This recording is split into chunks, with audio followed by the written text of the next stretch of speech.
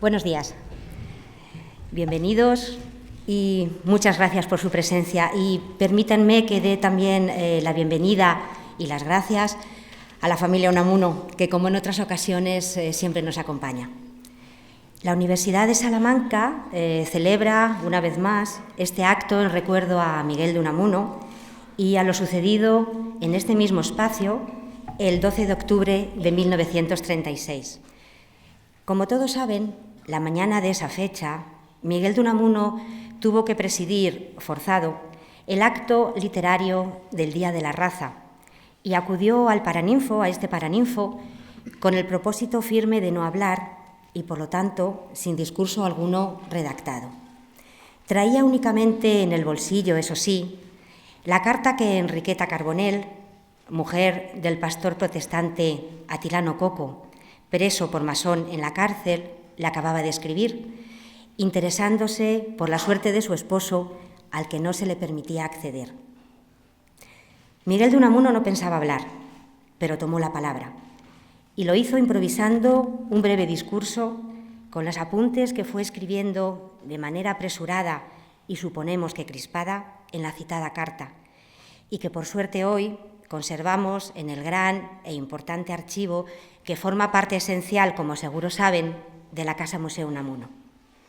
Hoy, algo más de 50 años después, hemos querido recuperar una de esas reflexiones, dos de esas palabras, vencer y convencer, para dar nombre a este homenaje, a la vez que alabar su actitud valiente y recordar que Miguel de Unamuno, de un modo u otro, hoy sigue tomando la palabra y nos permite imaginar y admirar a un hombre de poco más de 70 años, desencantado, triste, sin su pareja de toda la vida, sin su Concha, también sin su hija Salomé, que convirtió un enfrentamiento personal, del que aún hoy es cierto, hay dudas sobre cómo fue en realidad, en un acto de defensa de las libertades, de elevar de manera contundente y clara a la universidad a la categoría de espacio superior gracias a un discurso apasionado. Y como sabemos, la pasión siempre fue uno de los rasgos más característicos de Miguel de Unamuno. Con este fin, hemos querido reunir a las tres personas que me acompañan, a las que podemos calificar abiertamente de unamunianas desde perspectivas diferentes y que paso a presentar. Ricardo Rivero, rector de la Universidad de Salamanca. Buenos días, rector. Gracias por estar aquí. De nuestro rector, a mí me gustaría mencionar su apoyo a la Casa Museo desde que ejerce como máximo responsable de nuestra universidad y alegrarme por su posicionamiento público a favor de Miguel de Unamuno, del que le hemos oído destacar en varias ocasiones como virtudes su capacidad inquisitiva, su poder crítico, su audacia, y al que ha definido como el mejor rector que ha tenido esta universidad, por mantener siempre una postura pública independiente, por lo que para el rector Rivero, emular al rector Unamuno es siempre un ejercicio constante y necesario. Muchas gracias. Luis García Jambrina es profesor de literatura española en esta casa, en la Facultad de Filología, y desde hace ya algunos años es escritor, novelista de éxito, por todos conocido seguro, del que quizás podamos destacar su interés por la historia de la Universidad de Salamanca, según suele reflejar en sus obras. Pero para mí, Luis García Jambrina es un viejo conocido, con el que comparto raíces zamoranas y del que me gustaría destacar la excelente relación personal y profesional que ha venido manteniendo y que sigue manteniendo con la Casa Museo Unamuno. Su vínculo con la casa, de hecho, viene de lejos, lo acabábamos de recordar ahora. A finales de los 80, Luis García Jambrina trabajó en ella, en la Casa Museo Unamuno, como becario por el área de literatura española de la desaparecida comisión gestora de la Casa Museo Unamuno, con el profesor Víctor García de la Concha. Y más adelante, ya él mismo como profesor, y durante varios años, siendo miembro muy activo de la comisión asesora de la Casa Museo Unamuno, que hoy sigue existiendo.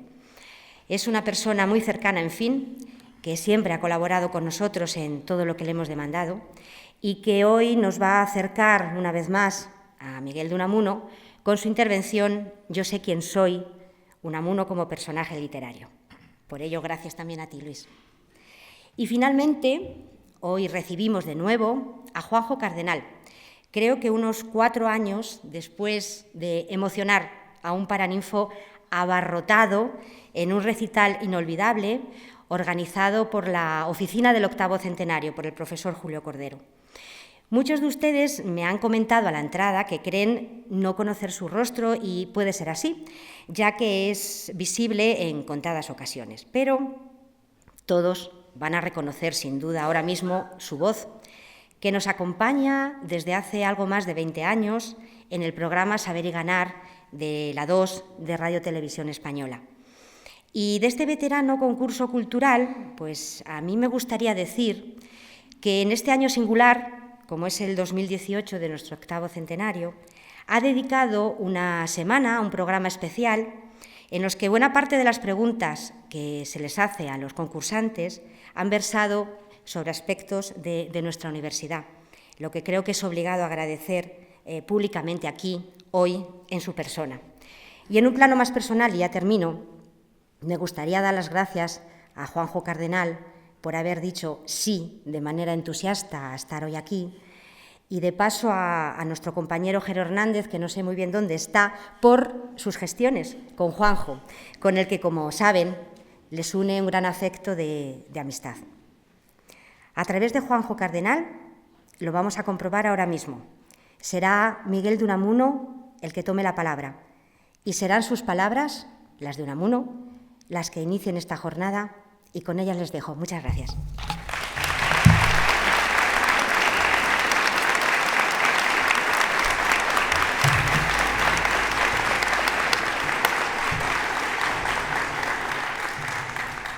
Bueno, buenos días, señor rector Ricardo Rivero, profesor Jambrina y mi querida Ana. Muchísimas gracias. Como no, también a Julio Cordero, director de la Oficina del Octavo Centenario. Voy a intervenir en 2 ocasiones porque así me lo han pedido. Yo gustosamente me hubiera gustado intervenir en 4, pero me han dicho que con 2 tenía bastante. Entonces voy a hacer una primera parte que primero había pensado que fuera íntima, pero es que la segunda parte también sería íntima. Por lo tanto, Unamuno siempre es un hombre íntimo. Pero voy a hacer una segunda parte más preocupado por la situación de España en ese momento. Y la primera parte a la relación con su familia, a la relación de ese Unamuno alejado del rectorado y de sus inquietudes políticas o planteamientos políticos. Conocen ustedes perfectamente el mito de Prometeo, aquel osado que robó el fuego a los dioses para entregárselo a los hombres y fue castigado con un águila que le visitaba y se llevaba su hígado cada día. Ese hígado se regeneraba.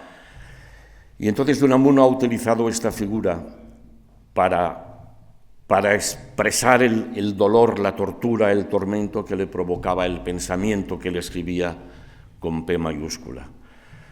Y de ese pensamiento se va a vengar Unamuno, o espera vengarse, aunque sea en el último momento de su vida. No solamente no es un águila, sino que para Unamuno es un buitre todavía más feroz, más tremendo, más terrible. A mi buitre es un soneto que dice: este buitre voraz, de ceño torvo, que me devora las entrañas fiero y es mi único constante compañero, labra mis penas con su pico corvo. El día en que le toque el postrer sorbo a apurar de mi negra sangre, quiero que me dejéis con él solo y señero un momento, sin nadie como estorbo. Pues quiero triunfo haciendo mi agonía mientras él mi último despojo traga. sorprender en sus ojos la sombría mirada al ver la suerte que le amaga sin esta presa en que satisfacía el hambre atroz que nunca se le apaga. Voy a seguir con un incidente doméstico. Digo incidente doméstico porque él lo tituló así. A veces Unamuno, torturado por los problemas religiosos, por sus dudas de fe, por sus preocupaciones políticas y por la situación de España, hace que se enmascare una imagen amable e íntima del poeta que quisiera ahora resaltar. Traza a la niña toscos garrapatos de escritura remedo. Me los presenta y dice con un mohín de inteligente gesto: ¿qué dice aquí, papá? Miro unas líneas que parecen versos. ¿Aquí? Sí, aquí, lo he escrito yo. ¿Qué dice? Porque yo no sé leerlo. Aquí no dice nada, le contesté al momento. ¿Nada? Y se queda un rato pensativa.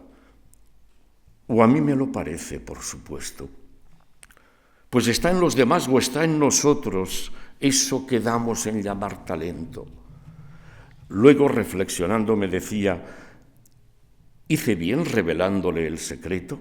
No el suyo ni el de aquellas toscas líneas. El mío, por supuesto.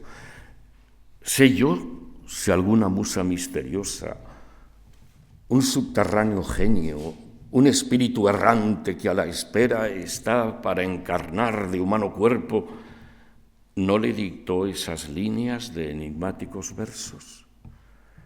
Sé yo si son la gráfica envoltura de un idioma de siglos venideros. Sé yo si dicen algo. ¿He vivido yo acaso de ellos dentro? No dicen más los árboles, las nubes, los pájaros, los ríos, los luceros. No dicen más si nos lo dicen todo. ¿Quién sabe de secretos? Si pudiéramos dar la vuelta al calcetín de nuestra vida para que quedara transparente y la pasáramos por una moviola, yo me pregunto, ¿nos reconoceríamos? Aún más, ¿nos encontraríamos? Vuelven a mí mis noches, escrito en el cuarto en que viví mi mocedad. Pertenece a Rimas de Dentro, de 1923, con poesías fechadas entre 1908 y 1910.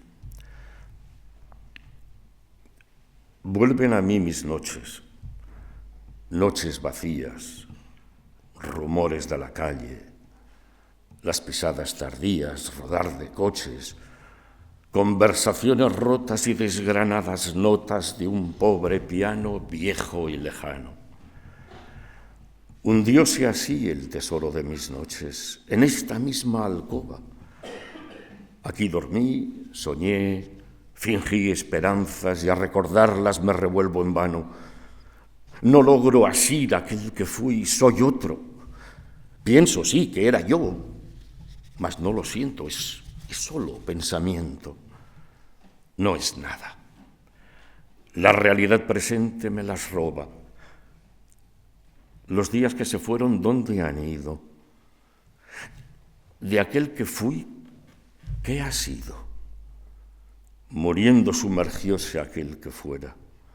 Hijos de tantos días que en el fondo de la oscura cantera de mi conciencia yacen. ¿Y allí dentro qué hacen? El alma es cementerio, y en ella yacen los que fuimos solos. Los días se devoran. Cierro los ojos. A ver, mi fiel memoria, ¿acaso no te acuerdas? Era un muchacho pálido, triste, con la tristeza del que sueña días de gloria. Oh, si hubiera llegado a conocerme. Oh, si aquel que yo fui ahora me viera. Y si le viera yo, si en un abrazo se hiciese vivo el lazo que ata el pasado al porvenir oscuro, se me ha muerto el que fui. No he vivido. Allá entre tinieblas del lejano pasado, en las tinieblas, miro como se mira a los extraños, al que fui yo a los 25 años. Cada hijo de mis días que pasaron devoró al de la víspera. De la muerte del hoy surge el mañana. Oh, mis yos que finaron. Y mi último yo, el de la muerte, ¿morirá solo? Oh, tremendo misterio de la muerte. Todos esos que he sido no acudirán en torno de mi lecho para aliviarme el pecho de la terrible soledad postrera. Cuando al fin muera no vendréis, oh mis almas juveniles, ángeles de los días de mi infancia y de aquella mi verde primavera, con la auroral fragancia consolaréis el tránsito tremendo. ¿Cuántos he sido? Y habiendo sido tantos, acabaré por fin en ser ninguno. De este pobre Unamuno quedará solo el nombre. Se pierden ya las notas desgranadas y rotas del pobre piano, viejo y lejano, y en el ambiente espiritual perdura flotante melodía tocada de amargura.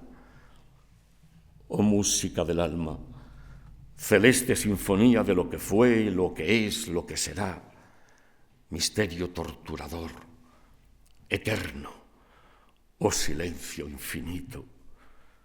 ¿No se quebranta tu impasible seno con nuestro grito? ¿Dónde estás, alma mía? ¿Dónde estás? Voy ahora con la elegía a la muerte de un perro, que quiero recordar que mi hija María Paula, la pequeña de los 5, me preguntó un día, ya en bachillerato, sobre lo crítico del más allá. Le dije, espérate un momento. Me fui al despacho, fui a por un libro y le leí este poema. Al finalizar no me dio palabra, cerré el libro y se acabó. Y al día siguiente me dijo que todas sus amigas y todos sus amigos habían recibido el poema por distintas vías electrónicas. Hoy, de ese curso, 25, 26 alumnos, 6 están en la universidad estudiando alguna variante de literatura. Perdonadme. Elegía a la muerte de un perro. La quietud sujetó con recia mano al pobre perro inquieto, y para siempre fiel se acostó en su madre piadosa tierra. Sus ojos mansos no clavará en los míos con la tristeza de faltarle el habla. No lamerá mi mano ni en mi regazo su cabeza fina reposará. ¿Y ahora en qué sueñas? ¿Dónde se fue tu espíritu sumiso? ¿No hay otro mundo en que revivas tú, mi pobre bestia, y encima de los cielos pasees brincando al lado mío? El otro mundo, otro y no este. Un mundo sin el perro, sin las montañas blandas, sin los serenos ríos a que flanquean los serenos árboles, sin pájaros ni flores, sin perros, sin caballos, sin bueyes que aran. El otro mundo, mundo de los espíritus. Pero allí no tendremos en torno de nuestra alma las almas de las cosas de que vive, el alma de los campos, las almas de las rocas, las almas de los árboles y ríos, las de las bestias. Allá, en el otro mundo, tu alma, pobre perro, no habrá de recostar en mi regazo espiritual su espiritual cabeza. La lengua de tu alma, pobre amigo, no lamerá la mano de mi alma. El otro mundo, otro y no este. Oh, ya no volverás, mi pobre perro, a sumergir los ojos en los ojos que fueron tu mandato. Ve, La tierra te arranca de quien fue tu ideal, tu Dios, tu gloria. Pero Él, tu triste amo, te tendrá en la otra vida, el otro mundo. El otro mundo es el del puro espíritu, del espíritu puro. Oh terrible pureza, inaridad, vacío. ¿No volveré a encontrarte, manso amigo? ¿Serás allí un recuerdo, recuerdo puro? Y este recuerdo no correrá a mis ojos, no saltará blandiendo en alegría enhiesto el rabo, no lamerá la mano de mi espíritu, no mirará a mis ojos. Ese recuerdo no serás tú mismo dueño de ti viviendo vida eterna. ¿Tus sueños qué se hicieron? ¿Qué la piedad con que leal seguiste de mi voz el mandato? Yo fui tu religión, yo fui tu gloria, a Dios en mí soñaste. Mis ojos fueron para ti ventana del otro mundo. Si supieras, mi perro, qué triste está tu Dios porque te has muerto. También tu Dios se morirá algún día. Moriste con tus ojos en mis ojos clavados, tal vez buscando en estos el misterio que te envolvía. Y tus pupilas tristes a espiar avezadas mis deseos preguntar parecían: ¿a dónde vamos, mi amo? ¿A dónde vamos? El vivir con el hombre, pobre bestia, ¿te ha dado acaso un anhelar oscuro que el lobo no conoce? Tal vez cuando acostabas la cabeza en mi regazo vagamente soñabas en ser hombre después de muerto. Ser hombre, pobre bestia. Mira, mi pobre amigo, mi fiel creyente, al ver morir tus ojos que me miran, al ver cristalizarse tu mirada antes fluida, yo también te pregunto, ¿a dónde vamos? Ser hombre. Pobre perro, mira a tu hermano, ese otro pobre perro, junto a la tumba de su Dios, tendido, aullando a los cielos, llama a la muerte. Tú has muerto en mansedumbre, tú con dulzura entregándote a mí en la suprema sumisión de la vida, pero él, el que gime junto a la tumba de su Dios, de su amo, ni morir sabe. Tú al morir presentías vagamente vivir en mi memoria, no morirte del todo. Pero tu pobre hermano se ve ya muerto en vida, se ve perdido y aúlla al cielo suplicando muerte. Descansa en paz, mi pobre compañero, descansa en paz. Más triste la suerte de tu Dios que no la tuya. Los dioses lloran cuando muere el perro que les lamió las manos, que les miró a los ojos y al mirarles así les preguntaba: ¿a dónde vamos?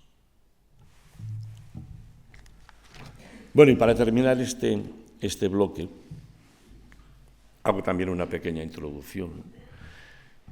Recuerdo que yo iba con mi abuelo Máximo, me llevaba paseando por la calle cuando yo era reciente, yo era muy pequeñito, y de pronto me dice: oye, Juanjo, ¿tú qué crees? ¿Que la vida es corta o larga?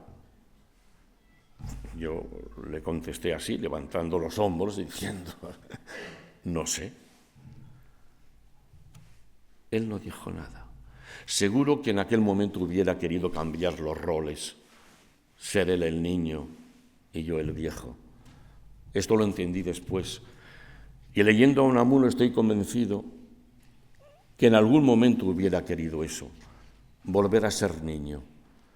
Por esto les voy a leer un poema del romancero del destierro titulado Aritmética. 2 y 2 son 4, 4 y 2 son 6, 6 y 2 son 8 y 8 16, y 8 24 y 8 32. Ánimas benditas, me arrodillo yo.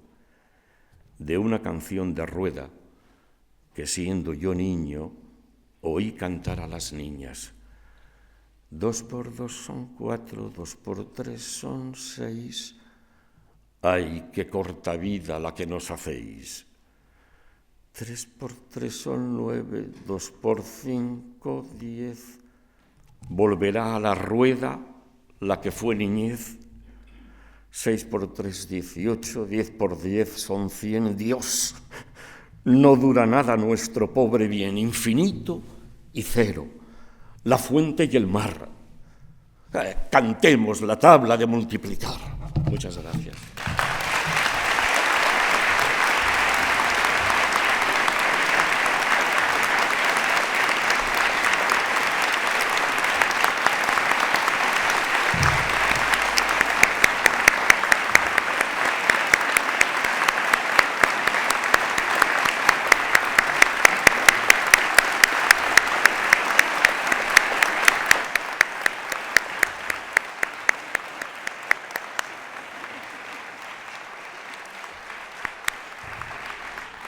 Bien, pues a continuación, y como les avancé antes, el profesor Luis García Jambrina nos va a acercar ahora a Miguel de Unamuno con sus palabras «Yo sé quién soy», Unamuno como personaje literario. Luis, cuando quieras. Bueno, la verdad es que es una osadía después de haber escuchado la palabra poética de don Miguel, en boca además de una voz tan maravillosa como la de Juanjo. Es una osadía tomar la palabra, pero bueno, voy a hacerlo, no me queda otro remedio y espero en todo caso que a través de mis palabras pues resuene también un poco la voz de Unamuno. Bueno, es un honor participar en este homenaje a don Miguel, que es también un homenaje a la Universidad de Salamanca con motivo de su 8º centenario.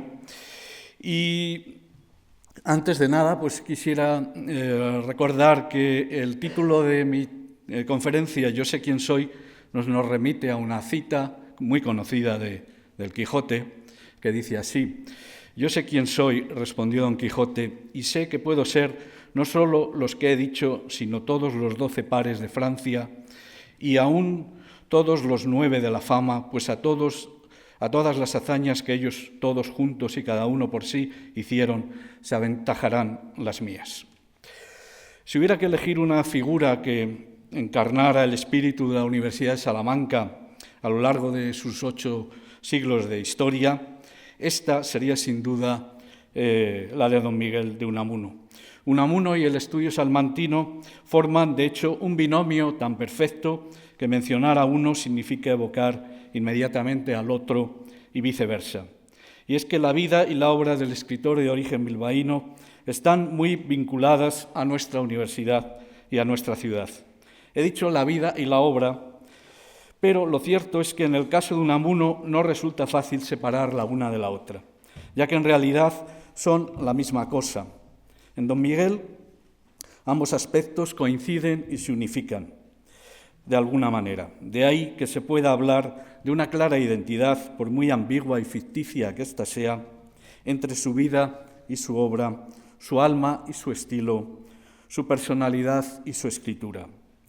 «Yo soy mi creador y mi criatura», proclama, por ejemplo, en uno de sus poemas. Es la escritura concebida como autocreación personal. Y a este respecto cabe afirmar que Miguel de Unamuno es la mejor creación del propio Miguel de Unamuno. Esto es, su mejor personaje, su mejor obra, la que integra y da sentido a todas las demás. Lo que en definitiva lo ha hecho inmortal y lo ha convertido en un icono. En efecto, todo el mundo reconoce la imagen de ese hombre alto, erguido, con su eterno traje de pastor protestante que le iba tan bien, como lo describió María de Maeztu, o con su indumentaria de cuáquero, según lo definió su amigo Candamo. Siempre de oscuro, el porte austero y el chaleco severamente cerrado hasta la nuez, con la boina o el sombrero negro, el pelo y la barba blancos, dulcificándolo un poco, los ojos de búho, la mirada de águila y las gafas de carey, en fin, todo un personaje. Unamuno se fue creando a sí mismo no solo en su vida, sino también, y yo diría que sobre todo, en su obra, y de manera muy especial en sus novelas, que no son más que la novela de su vida, como él mismo reconoce en el epílogo de la novela de Don Sandalio, Jugador de ajedrez, donde dice: todo poeta, todo creador, todo novelador, novelar es crear, al crear personajes se está creando a sí mismo. Sabido es por lo demás, añade en otro momento, que toda biografía histórica o novelesca, que para el caso es igual, es siempre autobiográfica, que todo autor que supone hablar de otro no habla en realidad más que de sí mismo, y por muy diferente que este sí mismo sea de él propio, de él tal cual se cree ser. Y así fue aconteciendo de una manera u otra en todas y cada una de sus novelas. En la primera, titulada Paz en la Guerra, 1897, en la que se mezclan hábilmente la historia y la intrahistoria de Bilbao, ciudad natal del escritor, durante la Segunda Guerra Carlista, lo hace a través del personaje de Pachico Zabalbide, uno de los alter egos del autor. Por otro lado, en la novela inacabada Nuevo Mundo, escrita al mismo tiempo que terminaba la anterior, se narra la crisis religiosa que había sufrido Unamuno en 1882, cuando estudiaba en Madrid, y anticipa de alguna forma su famosa crisis de 1897 a través de su alter ego Eugenio Rodero, que a su vez simboliza el conflicto entre lo que Unamuno llamaba el yo histórico o agónico y el yo intrahistórico o contemplativo que late por debajo del primero. En Amor y Pedagogía, 1902, la primera de sus novelas en las que rompe con la novela decimonónica o tradicional, tiene como alter egos a su protagonista, a Vito Carrascal, al que presta algunos elementos autobiográficos, y a Fulgencio Entrambos Mares, autor de unos apuntes para un tratado de coctología incluidos al final del libro. En Niebla, 1914, a la que de forma irónica Unamuno califica de nivola, pues deroga las leyes de la novela tradicional, no solo se ficcionaliza con su propio nombre, sino que tiene como alter egos a Augusto Pérez, el protagonista, y a Víctor Gotti, firmador del primer prólogo de la obra y autor de una novela que coincide en todo con Niebla, con lo que Unamuno pasaría a ser el personaje creado por Víctor Gotti. En Abel Sánchez, 1917, novela sobre la envidia y el otro, se da cuenta de un conflicto entre dos personalidades en el que tanto el sujeto que envidia como el sujeto envidiado son proyecciones o máscaras dialécticamente enfrentadas del propio Unamuno, gracias a las cuales pudo descender a los abismos más infernales de su alma.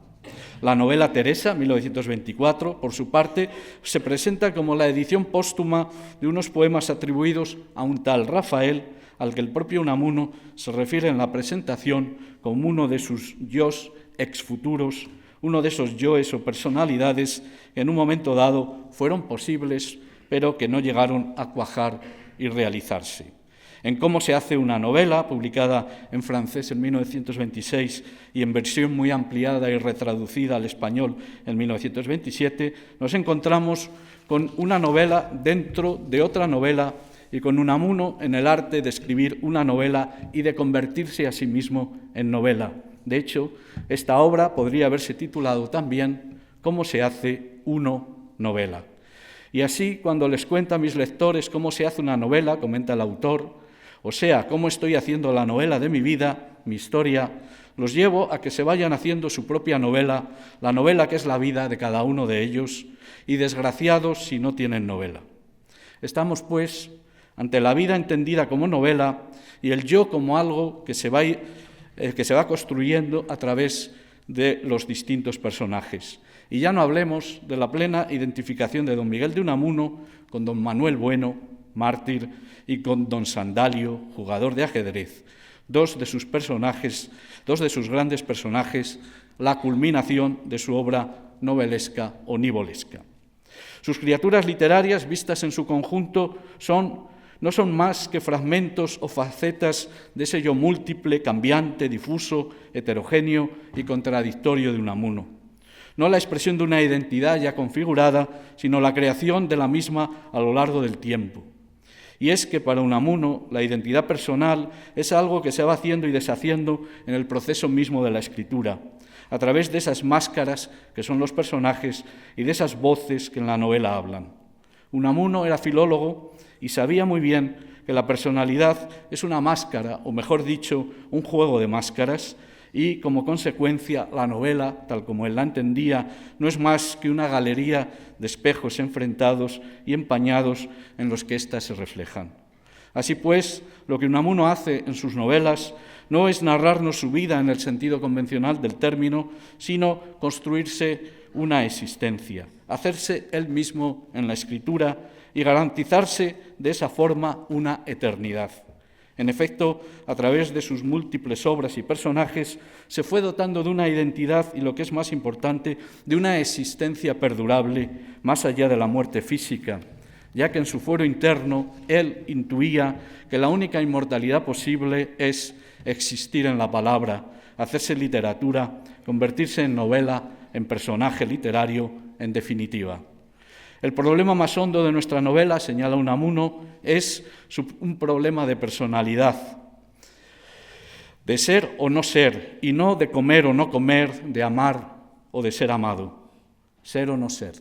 He ahí la novela, podríamos añadir. Escribimos para ser lo que somos, para ser aquello que no somos, afirma en este sentido Octavio Paz.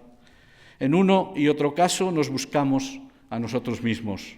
No en vano, la palabra para Unamuno es el logos, el verbo creador y, por lo tanto, la casa del ser, como diría Heidegger. El artista, el escritor, el creador, como hombre que es, desaparecerá tarde o temprano, pero su obra, sus personajes, sus criaturas, que están hechas de palabras, nada menos que de palabras, no morirán. Serán precisamente sus criaturas las que con el tiempo mantengan viva su memoria y su personalidad y acaben creándolo a él. El propio Unamuno solía decir, como saben, que Don Quijote y Sancho tenían más realidad histórica que Cervantes y que no fue Shakespeare el que creó a Macbeth y Hamlet y al rey Lear y Otelo, sino estos a él. De modo que, si don Miguel de Unamuno existe todavía, si seguimos recordándolo y hablando de su persona, como ahora estoy haciendo yo ante ustedes, sin ir más lejos, hasta el punto de que es muy probable que sea él el que esté hablando por mi boca, es gracias a sus criaturas que en su conjunto han contribuido a configurar ese gran personaje llamado Unamuno, con lo que bien puede decirse que don Miguel es hijo de sus obras más que éstas de él. Pero no solo es hijo de sus propias obras, sino también de alguna obra ajena y sobre todo de la novela por excelencia, de la madre de todas las novelas, el Quijote. Y es que dentro de ese proceso de convertirse a sí mismo en personaje, será fundamental la progresiva identificación de Unamuno con Don Quijote, el más grande y el más humano de todos los personajes que en el mundo han sido. El principal modelo y referente de don Miguel, ese al que acabarás situando en el centro de una buena parte de su obra y, desde luego, de su vida, si es que, como ya dije, cabe hacer tal distinción. Esto explica que, por un lado, Unamuno reescriba y reinterprete el Quijote en su vida de Don Quijote y Sancho, 1905, y otros muchos escritos que le dedicó, haciendo lo suyo y enmendándole la plana al propio Cervantes, lo que lo convierte a él, a Unamuno, en el verdadero autor del Quijote. Y por otro, intente encarnar o imitar al personaje de Don Quijote tal y como él lo concibe, de lo que resulta, podríamos decir, un Don Quijote al cuadrado, pues, como sabemos, este personaje se caracteriza por tratar de emular a su vez a los grandes héroes y personajes de los libros de caballería. En cuanto a lo primero, recordemos que Unamuno define su ensayo, cito sus palabras, como una libre y personal exégesis del Quijote, en la que el autor no pretende descubrir el sentido que Cervantes le diere, sino el que le da él, esto es Unamuno, ni es tampoco un erudito estudio histórico. No creo deber repetir, sigue diciendo Unamuno, que me siento más quijotista que cervantista y que pretendo liberar al Quijote del mismo Cervantes, permitiéndome alguna vez hasta discrepar de la manera como Cervantes concibió y trató a sus dos héroes, sobre todo a Sancho. Sancho, se le imponía a Cervantes a pesar suyo, y es que creo, sigue diciendo, que los personajes de ficción tienen dentro de la mente del autor que los finge una vida propia, una cierta autonomía, y obedecen a una íntima lógica de la que no es del todo consciente dicho autor mismo. Y con respecto a lo segundo, esto es lo que dice Unamuno en un texto titulado Confesión de su libro inacabado Manual del Quijotismo, escrito durante sus años de destierro y publicado recientemente. Dice allí: escribí mi vida de Don Quijote y Sancho, que fue obra contemplativa, aunque de contemplación activa. Después comencé mi acción, mi imitación de Don Quijote, arremetiendo contra el retablo de Maese Pedro, esto es, el rey don Alfonso XIII. Mi campaña desde 1914, me llamó el rey, golpe de Estado, mi deportación, y en Fuerteventura concebí esta obra, otra obra de acción contemplativa, después de haber hecho el Don Quijote. Esto es una contemplación de mi acción. En 1914 fui destituido del rectorado. Aquello me sirvió de visión, camino de Damasco. Primo de Rivera, o mejor, Anido, me apartaron de mi sendero, de mi divina misión, todo lo contrario. En este misterio cristiano de Don Quijote fundo en uno mi vida de Don Quijote y Sancho, mi sentimiento trágico de la vida y mi agonía del cristianismo. Y es la resignación a la muerte, mi testamento y la contemplación de mi obra histórica. El caso es que al cabo de los años Unamuno acabará apropiándose del personaje cervantino y hará del quijotismo nada menos que una filosofía, una metafísica, una lógica, una ética, una estética, un método, un modo de conocimiento y hasta una forma de religiosidad. Una síntesis, como se ha dicho, a veces de cristianismo y de ese misticismo de la libertad propio de Don Quijote, al que Unamuno considera nada menos que el Cristo español. Y del mismo modo que Tomás de Kempis tituló su célebre libro Imitación de Cristo, muy leído, por cierto, por Unamuno, este podría haber titulado el conjunto de su vida y de su obra Imitación de Don Quijote. El quijotismo será, de hecho, la gran metáfora de Unamuno, y de quijotescas podrían calificarse muchas de sus acciones y hazañas, sobre todo las que tienen que ver con sus enfrentamientos con el poder que tan caros le costaron, y entre ellas la más quijotesca de todas sus hazañas, el famoso discurso que Unamuno pronunció en este Paraninfo tal día como hoy de 1936, cuando contaba 72 años. Como Don Quijote, este otro anciano loco y venerable no dudará en enfrentarse a aquellos que pretendían sembrar la muerte y encarcelar la libertad. Y lo hará solo y con las únicas armas que posee, las palabras. Venceréis, pero no convenceréis. Como el caballero de la triste figura, él también será derrotado y confinado en su casa como un héroe vencido y cansado tras muchos años de duro batallar. Tras la soberbia escena de su discurso en el Paraninfo, con la que Unamuno supo poner un gran clímax a la novela de su vida, ya no le quedaba otra que dejarse morir poco a poco, hasta hacer mutis por el foro en el último día de ese Annus Horribilis de 1936, como diciendo: hasta aquí hemos llegado, ni un solo día más me tendréis cautivo y mudo. Genio y figura hasta la sepultura. Ese fue su último acto de protesta y rebeldía, muy parecido, por cierto, al que había llevado a cabo su personaje Augusto Pérez cuando se rebeló contra su creador al final de Niebla.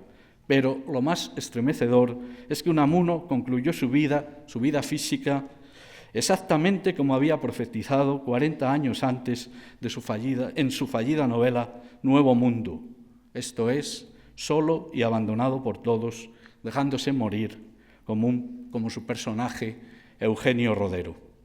En el momento de su muerte, Unamuno imita a sus personajes. La realidad, pues, imita a la ficción, y la ficción se convierte en la única realidad. Pero no solo emula a don Miguel a sus criaturas, sino también a su gran modelo o referente, que como él se dejó morir después de ser recluido en su casa. De hecho, Unamuno culmina su existencia completamente quijotizado. Gracias a ello puede exclamar: por fin, yo sé quién soy. esa afirmación quijotesca que tanto lo obsesionaba y con la que comienzan varios de los poemas incluidos en su cancionero, un diario poético que lo acompañó en los últimos días de su vida, de 1928 a 1936. Así pues, no es extraño que muchos escritores contemporáneos de Unamuno lo calificaran de quijotesco en sus escritos o lo identificaran claramente con el personaje de Don Quijote. Don Antonio Machado, por ejemplo, escribió un poema dedicado a Unamuno con motivo de su publicación de vida de Don Quijote y Sancho, incluido luego en los elogios añadidos al final de Campos de Castilla. En él establece Machado una clara identificación entre la personalidad de don Miguel, al que reivindica como modelo ético y como agitador de conciencias, y el personaje cervantino.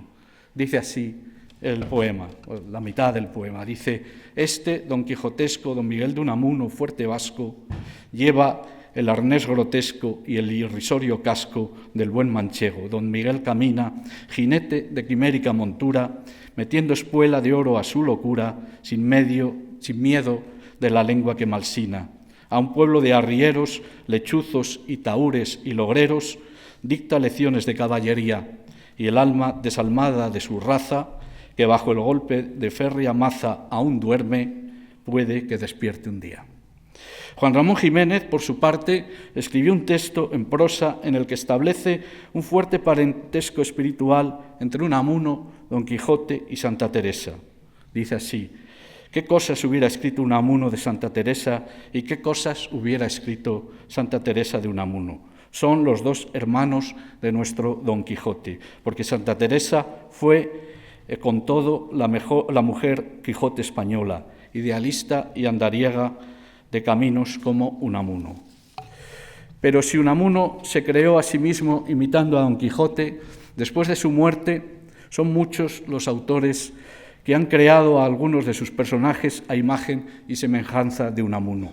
De ahí que haya inspirado tantos personajes de ficción y haya protagonizado tantas anécdotas, cuentos, novelas, poemas, obras de teatro y, más recientemente, películas dentro y fuera de España.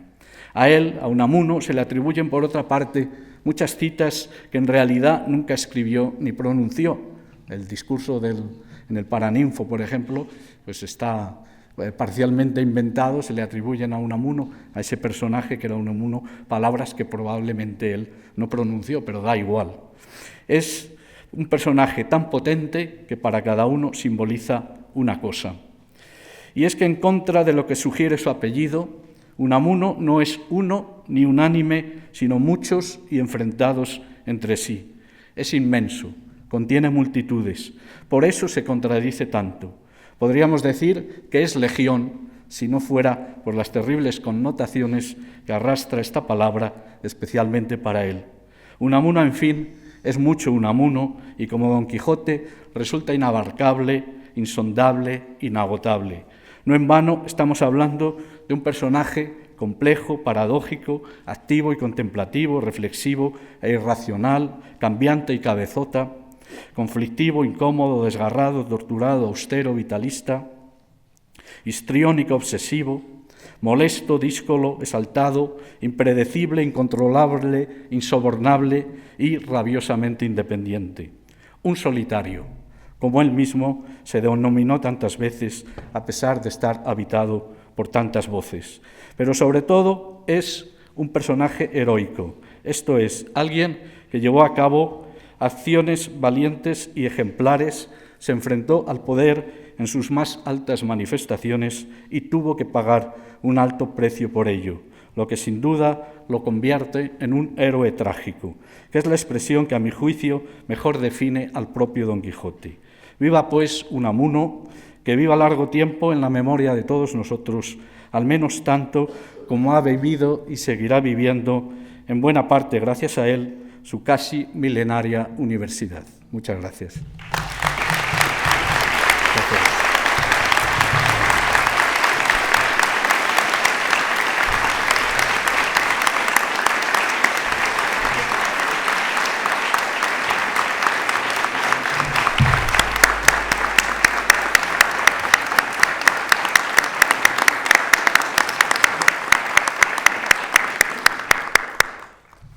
Gracias, Luis, en nombre de todos. Y Juanjo, cuando quieras.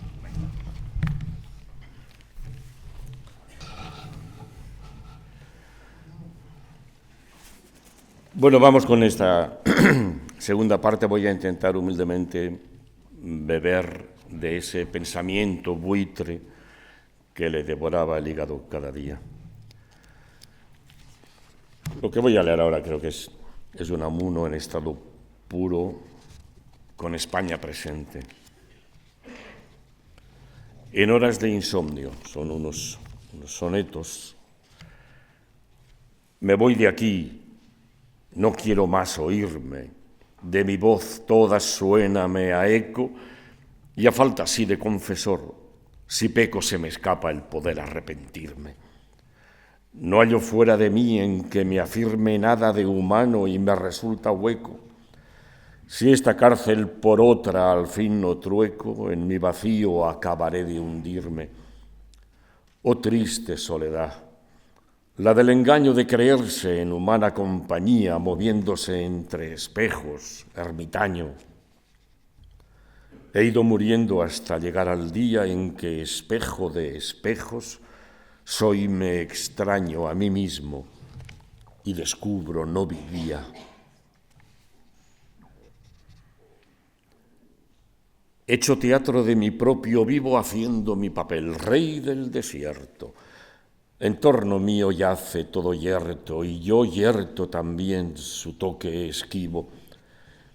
En vez de hacer algo que valga, escribo.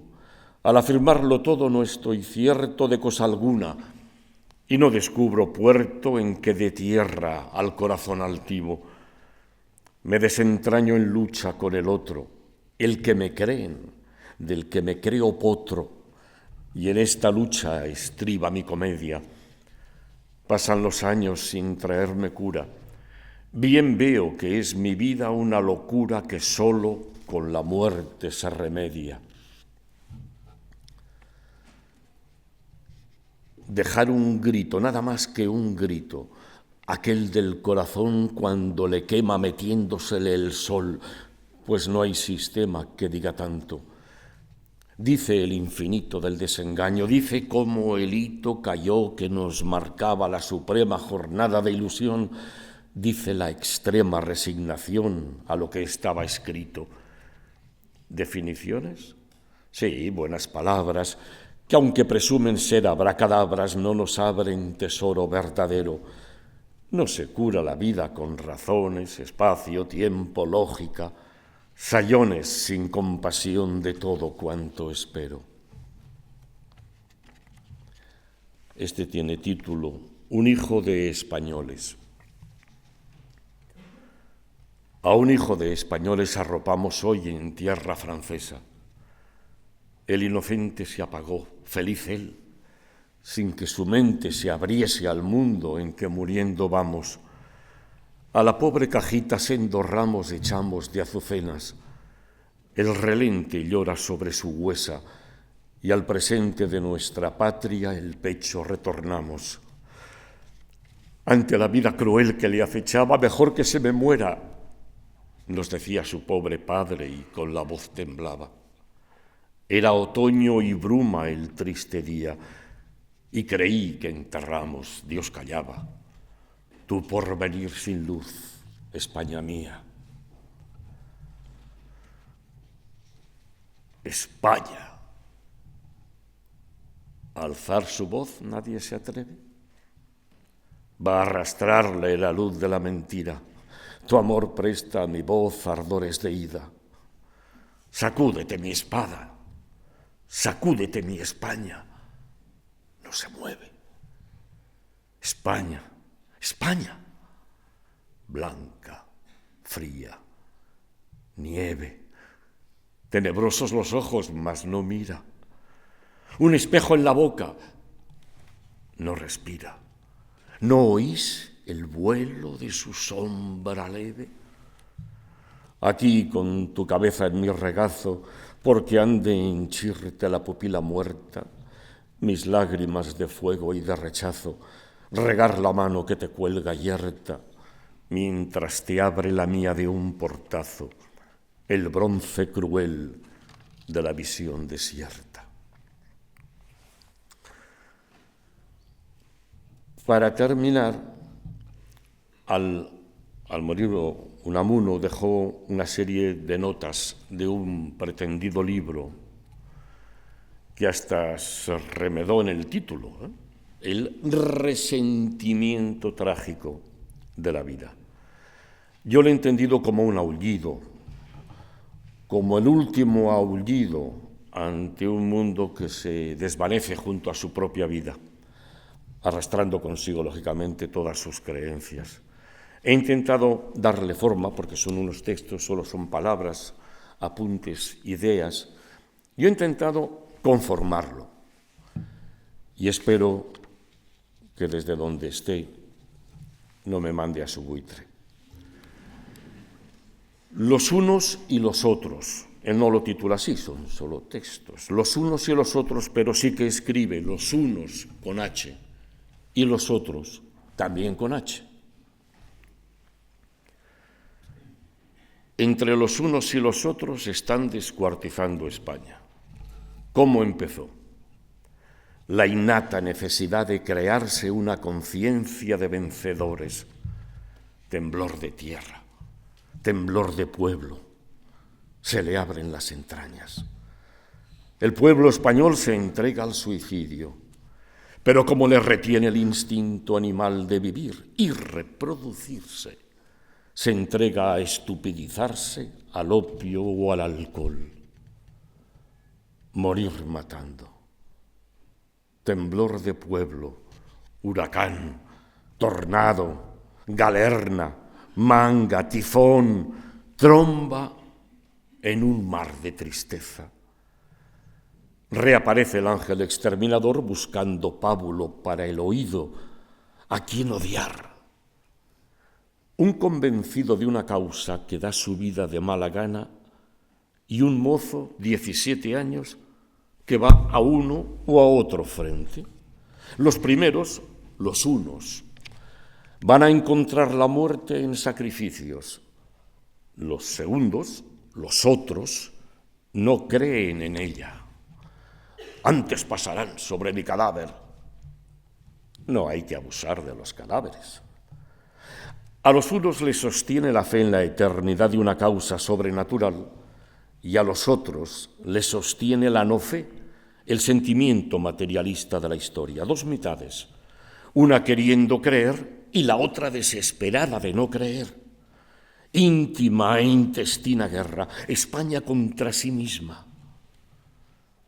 No quería ya salir de casa a la plaza.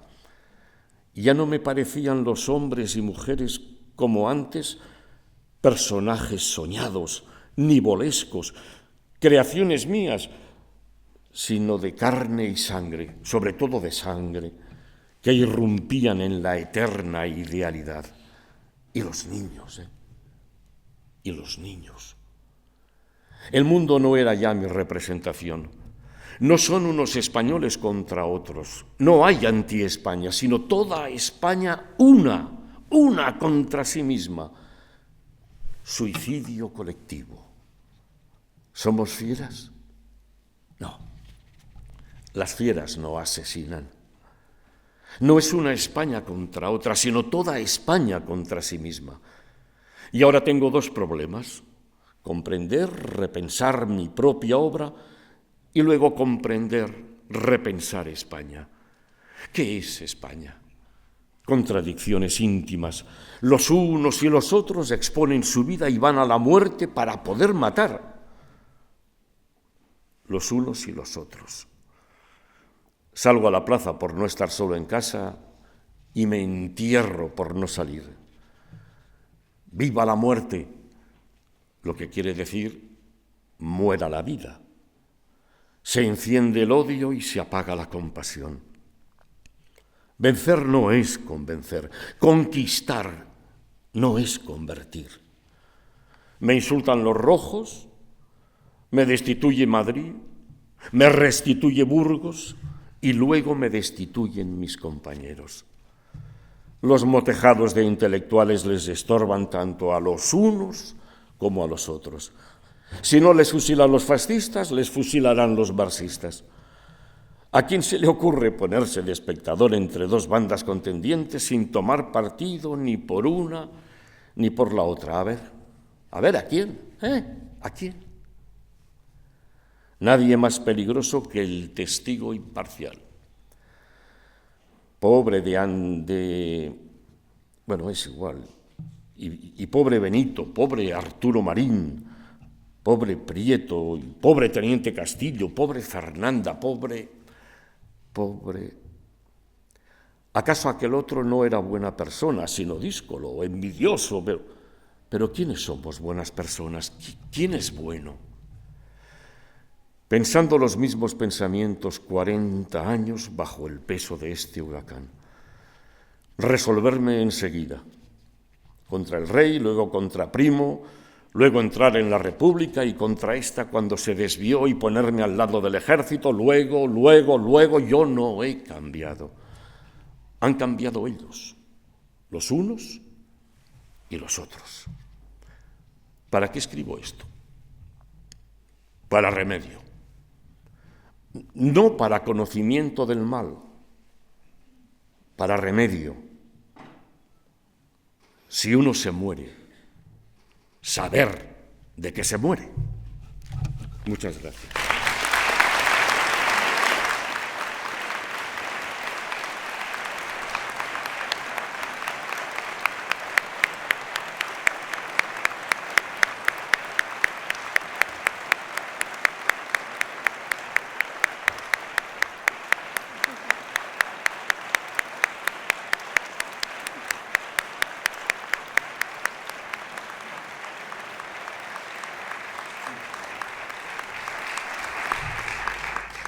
Muchas gracias.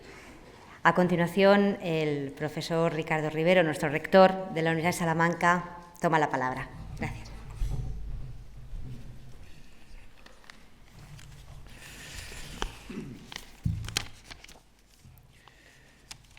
Muchas gracias, Ana.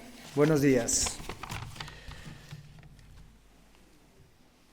Desde Simón y desde Ceos se asocia la memoria a los lugares, asociando personas y sucesos a espacios determinados, como este Paraninfo en el que hoy, precisamente hoy, 12 de octubre, nos encontramos. Recordamos en esta fecha lo ocurrido en este lugar y homenajeamos así a nuestro rector perpetuo, don Miguel de Unamuno, un ejemplo humano y universitario. Agradezco a todos los asistentes su presencia, a la familia Unamuno, a las autoridades de las academias española e iberoamericana que se han sumado al acto, reunidos aquí en Salamanca, y a todos ustedes, miembros de la comunidad universitaria de la ciudad y de otros lugares que vienen a evocar la figura de don Miguel.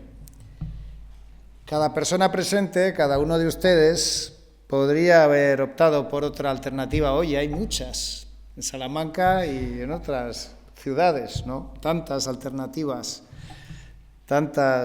alternativas de ocio o institucionales el 12 de octubre, precisamente.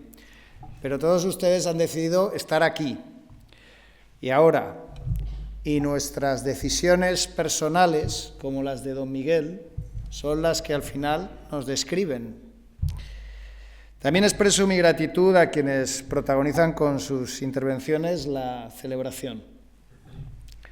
El profesor Luis García Jambrina, que es bien conocido por sus estudios sobre literatura, no solo por su obra novelística, es un experto en Claudio Rodríguez, ha ambientado varios de sus libros en nuestro estudio. Ha disertado sobre Unamuno como personaje literario, pero también es autor de algún relato sobre los últimos días de don Miguel en Salamanca. La directora de la Casa Museo Miguel de Unamuno, doña Ana Chaguaceda, es la custodia e impulsora constante de la figura de don Miguel en la universidad, y Juanjo Cardenal, cuyo timbre identificamos con un programa televisivo admirable, ha dado lectura a poemas y textos de nuestro rector, poniendo su voz a los mensajes imperecedores de Unamuno. Muchas gracias. Nos ha sobrecogido. Evocar a Unamuno propicia la práctica de algunos de sus continuos ejercicios espirituales, la reflexión y la conciencia. La conciencia como capacidad de discernir. Es curiosa la etimología del término que se asocia al cortar, al cultivo del arte cisoria. Cortar, separar, discernir el bien, lo correcto de lo incorrecto, protegiéndonos frente a la tentación constante de incurrir en la acomodaticia inercia. Recuperar periódicamente en nuestra memoria a don Miguel y hacerlo en este lugar y en esta fecha, escuchando su voz, en la voz de Juanjo y de Luis y de Ana, nos permite profundizar en la fuerza de su perfil cognitivo, también estudiado por varios historiadores y analistas, desde Francisco Blanco y el matrimonio Rabaté. Muchas gracias también por su presencia hoy, que han trabajado y nos han regalado con sus contribuciones toda la proyección intelectual y espiritual de don Miguel. Cada día, y especialmente en estos días 12 de octubre, tenemos la oportunidad de aprender de su vida y obra. Entre los documentos recuperados por la Casa Museo Miguel de Unamuno, quiero destacar hoy uno particularmente valioso, significativo por la fecha de su emisión y su significado universitario, que es la carta que don Miguel le dirige a su sucesor en el cargo de rector de la Universidad de Salamanca, el que él nunca, en realidad, perdió. Lo decíamos ayer, lo decimos hoy y lo diremos mañana, siempre rector. Esta carta, que después podrá conocerse en detalle, expresa el sentimiento universitario de don Miguel. Don Miguel demuestra todo lo que apreciaba a su universidad y cuál era su posición pública en un momento dificilísimo, violentísimo, como todos los relatos históricos nos recuerdan, para España, para Salamanca y para la universidad. Demuestra que se preocupa de los más nimios detalles, que su entrega a la universidad es total, que respeta la posición de sus compañeros, incluso quien se ha visto en la tesitura de tener que asumir las responsabilidades que él ejercía, y que en esa consideración hacia los demás, tantas veces interpretado don Miguel como un personaje duro y sin embargo tan considerado, tan tolerante, bueno, con una cierta, un último toque de humor, se preocupa incluso por el bienestar del policía que le vigila, ¿no? Quien pueda dudar sobre lo que vivió don Miguel en los últimos días de su vida, demuestra una desconsideración muy distinta a la que él proyectó hacia todos los demás, incluso hacia los unos y los otros, porque esa reflexión última, ese pensamiento que comparte finalmente don Miguel, demuestra, por encima de todas las demás consideraciones, que quería y pensaba siempre en lo mejor para las personas que le rodeaban, el conjunto humano que llamamos España y también para su universidad. Pero lo mejor es escuchar sus palabras. Muchas gracias.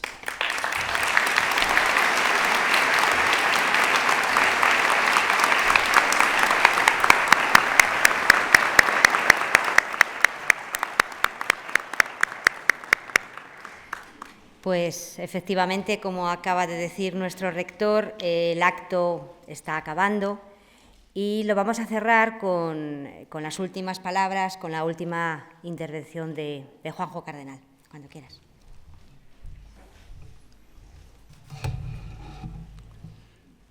A Esteban Madruga, Salamanca, 23 del 11 del 36, señor don Esteban Madruga, rector de la universidad.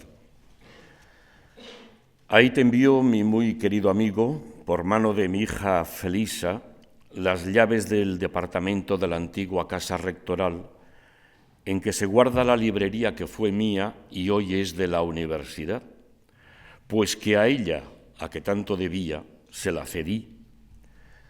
Cuando pueda traer los libros que me quedan en Hendaya, se los cederé también, ya que este era uno de mis firmes propósitos, y no soy de los que se vuelven de ellos. Tengo aquí 2 o 3 libros de la biblioteca de la Facultad de Letras. Diga a su decano que se digne mandar un bedel para que los recoja y los guarde allí, y que si no voy yo mismo a llevarlos, lo he hecho, claro está, muchas veces, es porque he decidido no salir ya de casa desde que me he percatado de que el pobrecito policía esclavo que me sigue, a respetable distancia, a todas partes, es para que no escape, no sé dónde, y así se me retenga en este disfrazado encarcelamiento como rehén no sé de qué, ni por qué, ni para qué. Y no quiero seguir. Ya sabe usted cuánto y cuán bien le quiere quien fue su compañero leal y fue y es y seguirá siendo su amigo para siempre, Miguel de Unamuno.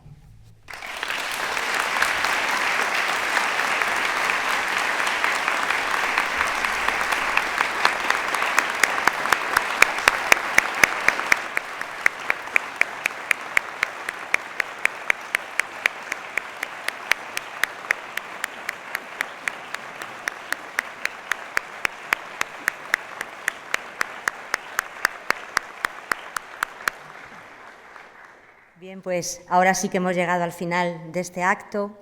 Por mi parte, en nombre de la oficina del 8º centenario, de la Casa Museo Unamuno y de todos los que hemos participado en la organización del mismo, muchas gracias.